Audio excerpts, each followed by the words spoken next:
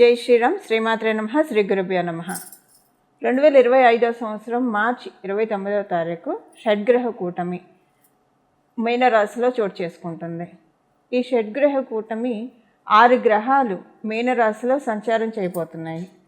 అవి వచ్చేసేసి నవగ్రహాల్లో రారాజు అయిన సూర్యనారాయణమూర్తి, అలాగే చంద్రభగవానుడు, వక్రించిన శుక్రాచార్యుల వారు, వక్రించిన బుధ భగవానుడు, రాహుదేవుడు ఆల్రెడీ అక్కడే సంచారం చేస్తూ ఉన్నాడు, మీనరాశిలోనే సంచారం చేస్తూ ఉన్నారు. శనేశ్వరుడు కూడా ఆ రోజు మీనరాశిలోకి అడిగిపోతున్నారు. అంటే ఇక్కడ మకర రాశి వాళ్ళకి ఏలినాటి శని ఎఫెక్ట్ తగ్గిపోతుంది ఈ రోజు నుంచి. అలాగే కర్కాటక రాశి వాళ్ళకి అష్టమ శని ఎఫెక్ట్, వృశ్చిక రాశి వాళ్ళకి అర్ధాష్టమ శని ఎఫెక్ట్. వీటిల్లోంచి ఈ 3 రాశుల వాళ్ళు కూడా బయటపడబోతున్నారు. శనైశ్వరుడు సంచారం గురించి మనం విడిగా మళ్ళీ మాట్లాడుకుందాం. ప్రస్తుతం మనం ఈ షడ్గ్రహ కూటమి 6 గ్రహాలు కాలపురుషుడి కుండలిలో 1000 స్థానంలో సంచారం చేస్తూ ద్వాదశ రాశుల వాళ్ళకి, ద్వాదశ లగ్నాల వాళ్ళకి ఎలాంటి ఫలితాలను సూచిస్తున్నాయి, తీసుకోవాల్సిన జాగ్రత్తలు ఏంటి, ఇవన్నీ మనం ఒకసారి చూద్దాం. వీటి ఎంతటికంటే ముందు రాహుకేతువులు ఇద్దరూ కూడా 12వ స్థానం మరియు షష్ఠ స్థానంలో సంచారం చేస్తున్నాడు. కేతు భగవానుడు షష్ఠ స్థానంలో, రాహుదేవుడు 1000 స్థానంలో సంచారం చేస్తున్నాడు. అంటే కాలపురుషుడి కుండలిలో నుంచి 1000 స్థానమైన మీనరాశిలో సంచారం చేస్తూ ఉన్నాడు. ఈ కన్యా రాశి కరెక్ట్గా చూసుకుంటే కనుక మనకి అంటే మిడ్ ఆఫ్ ద జోడియాక్ షడ్రూపీస్ని సూచిస్తుంది ఈ కన్యా రాశి. రుణ రోగ శత్రుస్థానం అని చెప్తుంది జ్యోతిష శాస్త్రం. ఈ కన్యా రాశిని 6వ స్థానాన్ని, అంటే ఏ రాశికైనా సరే 6వ స్థానం రుణరోగ శత్రుస్థానాన్ని సూచిస్తుంది. అక్కడ కేతు భగవానుడు ఉన్నాడు. యాక్చువల్గా రాహు భగవానుడికి కన్యా రాశి చాలా కంఫర్టబుల్ ప్లేస్, మీనరాశిలో కేతు దేవునికి చాలా కంఫర్టబుల్ ప్రదేశం. వీళ్ళిద్దరూ కూడా దానికి ఆపోజిట్గా సంచారం చేస్తూ ఈ షడ్గ్రహ కూటమి చోటు చేసుకుంటూ ఉంది. 12వ స్థానము మనందరినీ కూడా లిబరేట్ చేసే హౌస్. ప్రతి విషయంలో నుంచి, మనకున్న ఈతి బాధల నుంచి, అంతెందుకు మన సోల్ కూడా లిబరేట్ అవుతుందా లేదా, ఈ బాడీలోంచి ఈ సోల్ ఎప్పుడైతే డిపార్చర్ అవుతుందో ఈ సోల్ ముక్తి పదంలోకి వెళ్తుందా, ఉత్తమ గతిలోకి వెళ్తుందా, అధోగతికి వెళ్తుందా, ఊర్ధ్వలోకాలకు వెళ్తుందా, ఇలాంటివన్నీ కూడా మనం 12వ స్థానం వ్యయభావం నుంచి చూస్తాం. అంటే వ్యయభావం అంటే మొత్తం ఖర్చు అయిపోవడం, డబ్బులు ఖర్చు అయిపోవడం, మన కర్మలు కూడా ఖర్చు అయిపోవడం. అది పుణ్యకర్మలు కావచ్చు, పాపకర్మలు కావచ్చు. ఈ 2 ఖర్చు అయిపోయినప్పుడే మన సోలు ఉత్తమ గతులు చేరుకోవడానికి అర్హత సాధిస్తుంది. అయితే ఇప్పుడు మనకు అది ఇర్రెస్పెక్టివ్ ఈ 12వ స్థానంలో చోటు చేసుకోబోయే ఈ షడ్గ్రహ కూటమి ద్వాదశ రాశుల వాళ్ళకి ఎలాంటి ఫలితాన్ని తెచ్చిపెట్టబోతుందో. ఈ షడ్గ్రహ కూటమిలో ఒక విశేషాంశం ఉంది. ఈ షడ్గ్రహ కూటమి ఒక 2 విశేషాంశాలను సూచిస్తుంది. కన్యా రాశిలో కేతు భగవానుడు సంచారం చేస్తున్నాడు. కన్యా రాశ్యాధిపతి అయిన బుధ భగవానుడు మీనరాశిలో సంచారం చేస్తూ ఉన్నారు. ఆయన ఆయన వక్రగతిలో ఉన్నాడు. ఇది నీచ స్థానం. మీనరాశి బుధ భగవానుడికి నీచ స్థానం. నీచ స్థానంలో ఉండి వక్రించాడంటే ఇది ఒక ఉచ్చ స్థానాన్ని సూచిస్తుంది. అంటే ఇది ఒక ఎగ్జాల్టేషన్ పాయింట్గా మనకి కన్సిడరేషన్లోకి వస్తుంది.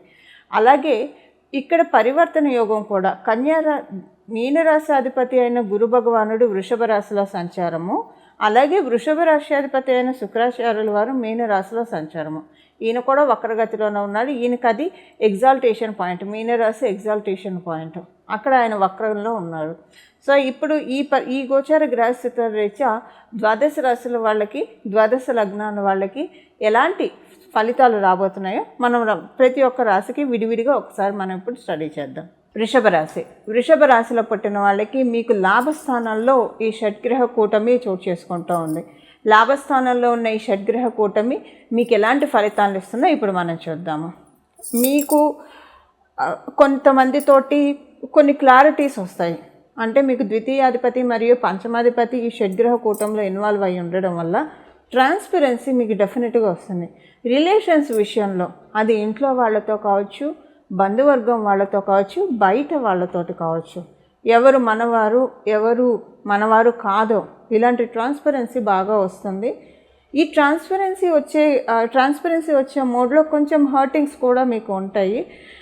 అరే అనవసరంగా వీళ్ళని అపార్థం చేసుకున్నామేమో, లేదంటే వీళ్ళని ఇంత బాగా అర్థం చేసుకోకపోయి ఉంటే బాగుండేదేమో, అంటే ఇంత బాగా అర్థం చేసుకోకపోయి ఉంటే అంటే కరెక్ట్గా అర్థం చేసుకున్న వాళ్ళని తప్పుగా అర్థం చేసుకున్నాము, తప్పుగా అంటే కరెక్ట్గా అర్థం చేసుకోకూడని వాళ్ళని కరెక్ట్గా అర్థం చేసుకున్నాము. ఇలాగ ఒక చిన్న కన్ఫ్యూజన్ స్టేట్ అనమాట మీకు. ఇది మీకు డెఫినెట్గా మీ మైండ్లో నలుగుతుంది.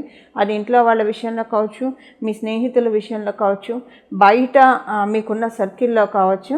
అంటే అర్థం చేసుకోవాల్సిన వాళ్ళని అపార్థం చేసుకున్నాము, అపార్థం చేసుకోవాల్సిన వాళ్ళని అర్థం చేసుకున్నామేమో అన్నట్లు ఒక చిన్న లేయర్ మీకు అనిపిస్తుంది. అది కొంచెం హర్టింగ్గా మీకు అనిపిస్తుంది. ఇలాంటిది కొంచెం వస్తుంది. కాకపోతే ఇక్కడ మీకు ఒకటి ఏంటంటే, ఇది మీకు డెఫినెట్గా ఒక ప్లస్ అవుతుంది. మీరు ఈ ఫేజ్లో కనుక మీరు వెళ్ళారంటే, ఎస్పెషల్లీ ఫిబ్రవరి, మార్చ్, ఏప్రిల్లో ఈ 3 నెలల్లో కనుక ఈ ఫేజ్ కనుక మీరు చూస్తే, అంటే అనవసరంగా వీళ్ళని ఎక్కువగా ఇంపార్టెన్స్ ఇచ్చామేమో, లేదా అర్థం చేసుకోవాల్సిన వాళ్ళని దూరం పెట్టామేమో, కొంచెం యాటిట్యూడ్ చూపించాము, ఇలా అనుకునేది ఏదైనా మీకు బాధ కలిగించింది, లేదా వయసు వాళ్ళు మీ పట్ల అయినా సరే, ఇలాంటి ఫేస్ ఏదైనా మీరు నలుగుతూ ఉంటే కనుక ఈ 3 మంత్స్లో డెఫినెట్గా మీకు ఇది మీ కెరియర్కి, సపోజ్ మీరు కెరియర్ ఆప్ చేస్తూ ఉంటే కెరియర్కి చాలా ప్లస్ అవుతుంది ఇది మీకు. అంటే ఈ బాధ మీ కెరియర్ని చక్కగా రూల్ అవుట్ చేస్తుంది, చాలా చక్కగా ఫ్రేమ్ చేసుకోగలుగుతారు, చాలా కాంక్రీట్గా అవ్వగలుగుతారు. ఎప్పుడైనా కొన్ని దెబ్బలు తింటేనే గట్టిపడతాం. సో ఇప్పుడు గట్టిపడే సమయం వృషభ రాశిలో పుట్టిన వాళ్ళందరికీ కూడా చాలా గట్టిపడే సమయం. మిమ్మల్ని మీరు చాలా స్ట్రాంగ్గా చేసుకొని ఎలా వెళ్ళాలి, ఎలా వెళ్ళాలి, ఎలా ప్లాన్ చేసుకుంటే మీ ఫ్యూచర్ని మీరు చక్కగా డిటర్మైన్ చేసుకోగలుగుతారు. ఇలాంటివన్నిటి విషయాల్లో మీకు ఒక ట్రాన్స్పరెన్సీ వస్తుంది, మంచి పేరు వస్తుంది. కొంతమందితోటి రిలేషన్స్ చాలా బెటర్ అవుతాయి మీకు. ఎవరితోటైతే రిలేషన్స్ బెటర్గా లేవని మీరు భావిస్తున్నారు వాళ్ళతోటి రిలేషన్స్ చాలా బెటర్ అవుతాయి. అది మీకు చాలా మనశ్శాంతినిస్తుంది. పిల్లల విషయంలో చాలా స్వాంతన కలుగుతుంది. పిల్లల కోసం మీరు చాలా, అంటే మీరు సంతానం కోసం ఎదురు చూస్తుంటే సంతాన భాగ్యం ఉంటుంది. పిల్లల కోసం మీరు, అంటే పిల్లలకి సంబంధించిన విషయాల్లో పిల్లల భవిష్యత్తు కోసం మీరు చాలా సెక్యూర్ చేయాలని కొన్ని కోర్సుని మీరు డిటర్మైన్ చేసుకునే సమయం కూడా కరెక్ట్గా ఈ సమయం. మీ రాష్ట్రాధిపతి మీనరాశిలో సంచారం చేస్తూ ఉన్నారు, ఆయన వక్రంలో ఉన్నారు. సో మీకేంటంటే కొన్ని బాహ్య అంతర్గత శత్రువుల నుంచి కొంత మిమ్మల్ని లిబరేట్ చేసే సమయం.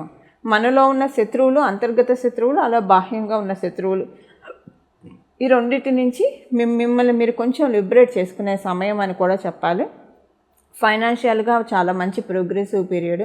లాభస్థానంలో అంటే డెఫినెట్గా ఫైనాన్షియల్ మ్యాటర్స్లో చాలా మంచి చేంజెస్ వస్తాయి. ఇది మీకు కావచ్చు, మీ ఇంట్లోని వారికి కావచ్చు.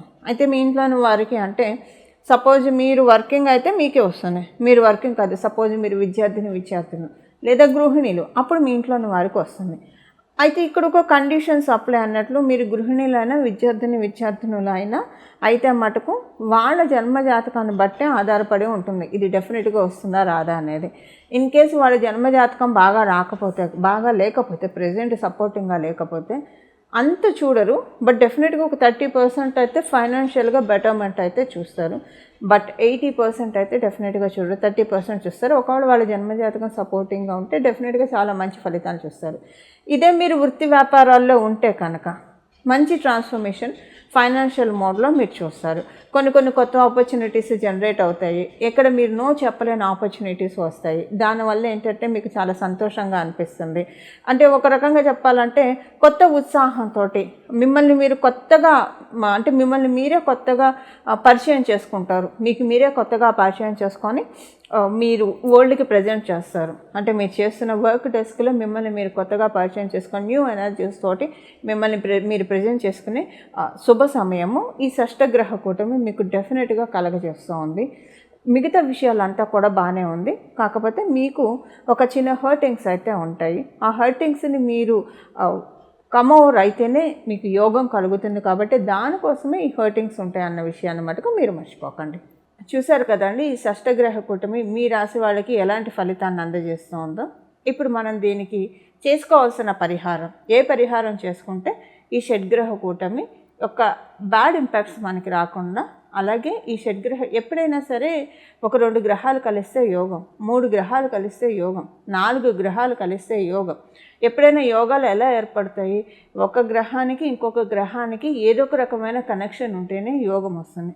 కొన్ని గ్రహాలకు అసలు ఏ గ్రహంతో కనెక్షన్ లేకపోయినా కూడా యోగం వస్తుంది. అది ఎలాంటి వాళ్ళకు వస్తుందంటే మనకి వృషభ రాశి వాళ్ళకి, తులారాశి వాళ్ళకి, అలాగే కర్కాటక రాశి వాళ్ళకి, సింహరాశి వాళ్ళకి, మకర కుంభరాశుల వాళ్ళకి.